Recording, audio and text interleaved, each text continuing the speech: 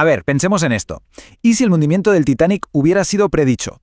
Y no de cualquier manera, sino con un detalle absolutamente escalofriante, 14 años antes de que ocurriera.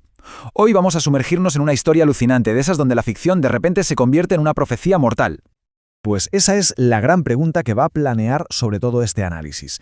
Es una historia que la verdad desafía toda lógica, un relato que, más de un siglo después, sigue provocando el mismo asombro, el mismo debate.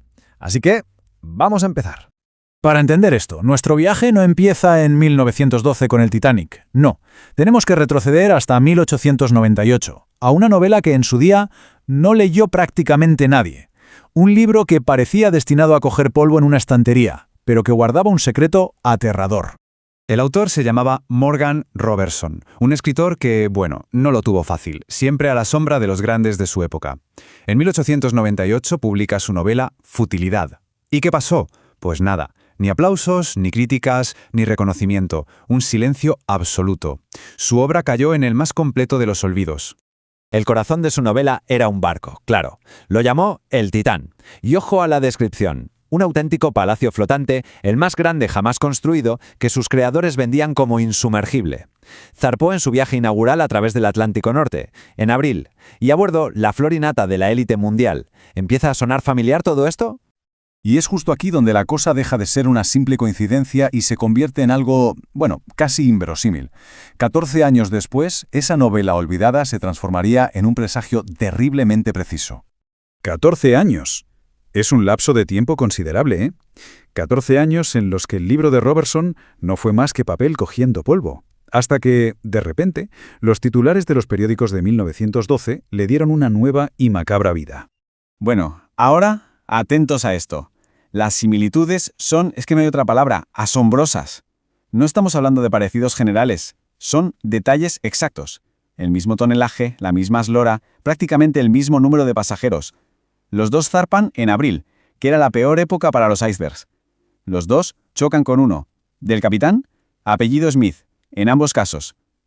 Y lo más escalofriante, el gran fallo, el pecado de arrogancia era el mismo. Poquísimos botes salvavidas.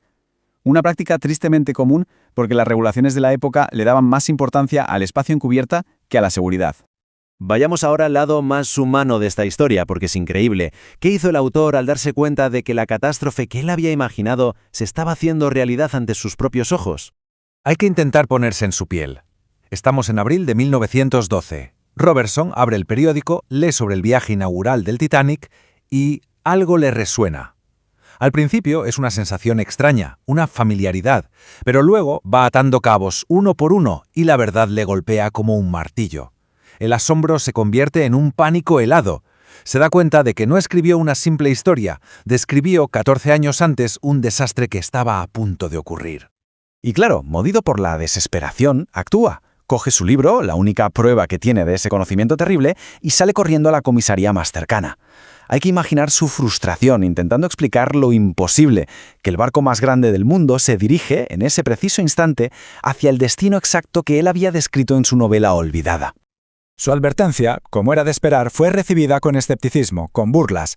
Para quitárselo de encima, la policía llamó a la White Star Line, sí, pero no para dar un aviso serio. Lo presentaron como un excéntrico, como un chiflado, con una historia de locos.